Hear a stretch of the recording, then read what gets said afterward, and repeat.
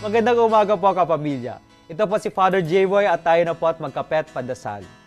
Sa aking pag-aaral sa iba't ibang sayaw ng Pilipinas, makikita natin na maraming katutubo at cultural dances ang ginagawa sa buwan ng Mayo. Ito ang panahon ng anihan at kakabit nito ang panahon ng maraming kapistahan. Noong unang mga panahon, iniaalay sa ating mahal na ina at sa Panginoon ang mga bulaklak at iba't ibang bunga ng pagpapagal ng mga tao. Tunay na ang Mayo ay ang buwan ng kasiyahan at pagpupugay sa kasaganaan.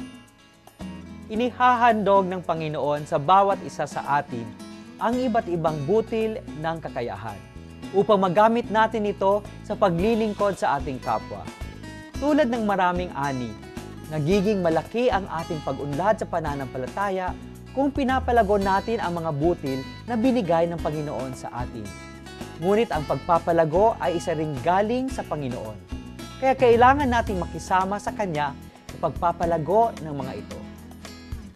Kahit hindi na natin kapanahunan o ginagawa ang mga kapistahan at sayawan ng ating mga ninuno tuwing Mayo, maaari pa rin nating ipagdiwang ang buwan na ito sa pamamagitan ng pagninilay sa mga butil na inihandog ng Panginoon sa atin.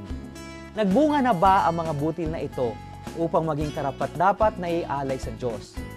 Manalangin tayo na sana huwag itigil ang araw-araw ng pag-aalay ng masaganang ani sa Panginoon. Magandang umaga po.